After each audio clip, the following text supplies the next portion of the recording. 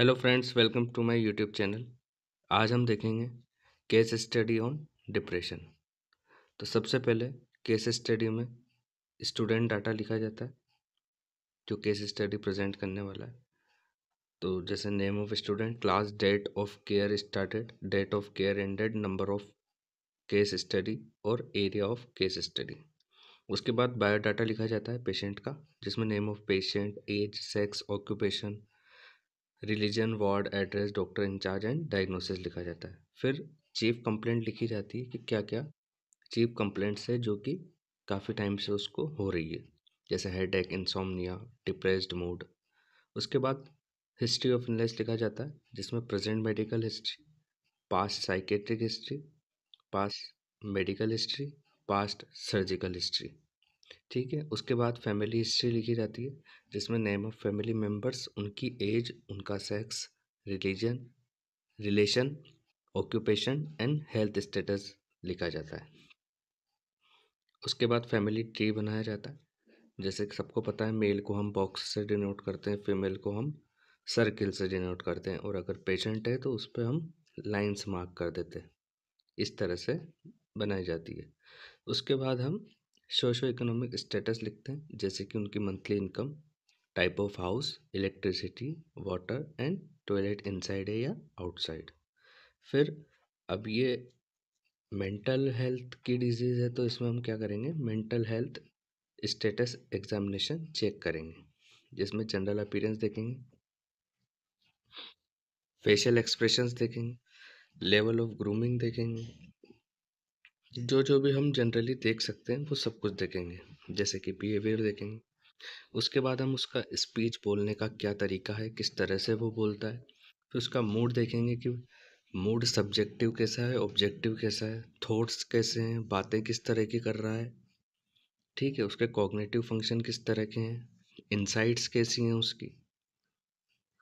उसके बाद हम वाइटल साइन चेक करेंगे, और जो भी पेशेंट की वैल्यू होगी अकॉर्डिंग टू नॉर्मल वैल्यू हम रिमार्क करेंगे, नॉर्मल है या इंक्रीज्ड है। फिर हम मेडिकेशन लिखेंगे कि कौन कौन सी मेडिकेशन देनी है, कितनी डोज में देनी है, किस रूट से देनी है, और कुछ थेरेपीज देंगे, जैसे psychoanalytical theory, behaviour theory, yoga and meditation. फिर अब हम जब केस स्टडी बना रहे हैं तो यहाँ तक तो हम नर्सिंग केयर प्लान में भी लिखते हैं।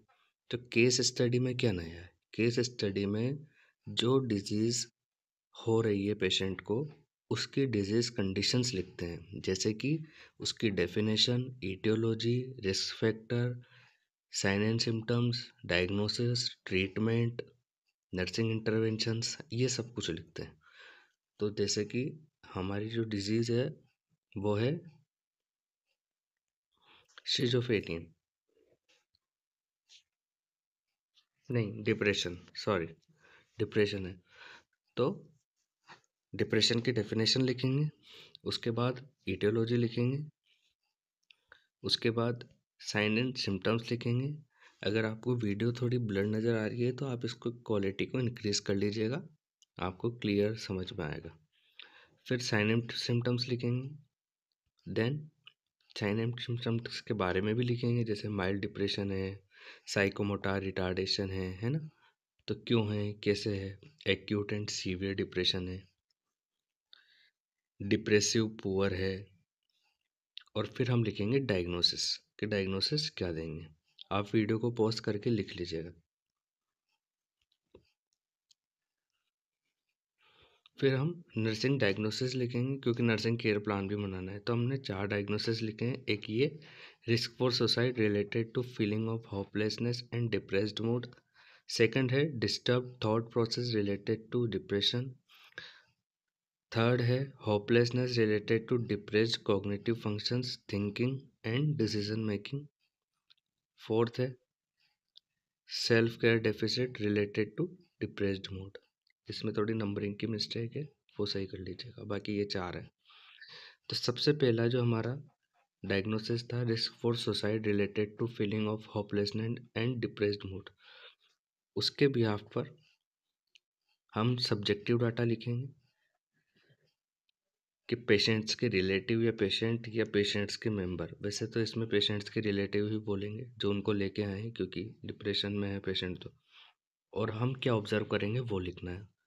फिर डायग्नोसिस हमने लिख ही लिया। गोल क्या होना चाहिए कि उसको सुसाइड से बचाना है या सेल्फ इंजरी से बचाना है, तो क्या इंटरवेंशंस करेंगे और उसे हमें एवेल्यूएट करना है। ठीक है। हमारा जो सेकंड डायग्नोसिस है वो है disturbed thought process related to depression. तो उसमें भी हम सब्जेक्टिव डाटा लिखेंगे, ऑब्जेक्टिव डाटा लिखेंगे। गोल क्या होगा हमारा कि the patient will be able to establish optimal mental and physical functioning. ये करना चाहिए हमारा पेशेंट। उसी के बिहाफ पर हम इंटरवेंशन करेंगे, उसी को इम्प्लीमेंट करेंगे और एवेल्यूएट करेंगे कि established optimal mental and physical functioning. उसके बाद थर्ड डायग्नोसिस है हमारा self care deficit related to depression mood. तो हमें उसका मूड जो है वो इम्प्रूव करना है, इम्प्रूव सेल्फ केयर एक्टिविटीज़ करनी है। ठीक है। फोर्थ है हमारा hopelessness related to depressed cognitive functions, thinking, decision making. इसी के बिहाफ पर हम गोल बनाएंगे कि to decrease feeling of hopelessness, to develop and maintain a positive outlook. ठीक। फिर लास्ट में हम कॉम्प्लिकेशन देखते हैं कि क्या क्या कॉम्प्लिकेशन देखने को हमें मिल सकते हैं।